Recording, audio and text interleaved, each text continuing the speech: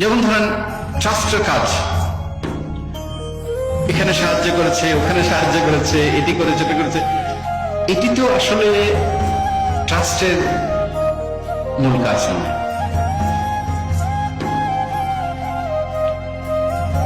এটি আমরা মূল কাজ হিসেবে মনে করিও না। এই যে বৃত্তি দেওয়া কিংবা চিকিৎসা দেওয়া, দরিদ্রকে সাহায্য করা, এটা আমরা দেখেছি হুজুর পূর্ণুর সাল্লাল্লাহু তাআলা আলাইহি সাল্লাম উনি ওনার কাছে যখন হাদিয়া তোহফা আসতেন, উনি বলতেন যে আমার কাছে যদি উহুদ পরিমাণের সোনা থাকে, আমি চাই না যে 3 দিনের বেশি এটি আমার কাছে থাকুক, উনি বিলিয়ে দিতেন। এটা হচ্ছে একটা দিক। অর্থাৎ উনি কিন্তু জগতের শ্রেষ্ঠ ধনী ছিলেন, কিন্তু উনি স্বেচ্ছায় দারিদ্র্যকে বরণ করেছিলেন এবং সাধারণভাবে পরিবারের জন্য 1 বছরের খাবারের সংস্থানও কিন্তু রাখতেন।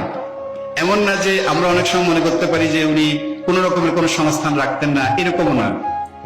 অর্থাৎ ওনার কাছে যে হাদিয়া নজরানা আসতো, সেটার কিছু অংশ উনি পরিবারের জন্য রাখতেন এবং বেশিরভাগ অংশ উনি বিলিয়ে দিতেন। এটি ছিল ওনার তরিকা। হুজুর গৌসুল আজম মাইজভান্ডারের জীবনী শরীফ আপনারা তাই দেখবেন। যখন ওনার কাছে হাদিয়া নজরানা নিয়ে আসতো, উনি কিছু অংশ হয়তো ঘরে পাঠাতেন, বেশিরভাগ অংশে হাদিয়া নজরানা উনি বিলিয়ে দিতেন। শান শাহ ভান্ডারী কিংবা গৌসুল আজম বাবানের কিবলা আলমের মহান জীবনেও আমরা তাই লক্ষ্য করি, সমস্ত আউলিয়া কেরামের জীবনে কিন্তু তাই একই ধারা আমরা লক্ষ্য করি, এই ধন সম্পদের জায়গাটা বা হাদিয়া নজরানার জায়গাটাতে। আমরা যেটি করছি আসলে ওই ঐতিহ্যকে আমরা আসলে,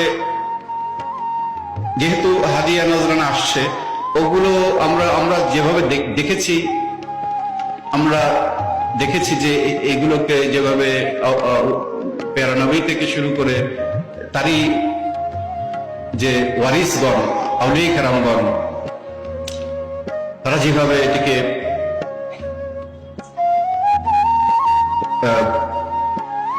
যেভাবে আমাদেরকে শিক্ষা দিয়েছেন,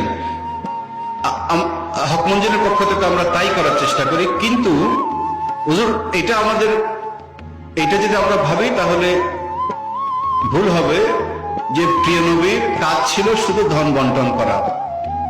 প্রিয় নবীর মূল কাজটি ধন সম্পদ বন্টন করা ছিল না। প্রিয় নবীর মূল কাজটি ছিল আল্লাহ রাব্বুল আলামিনের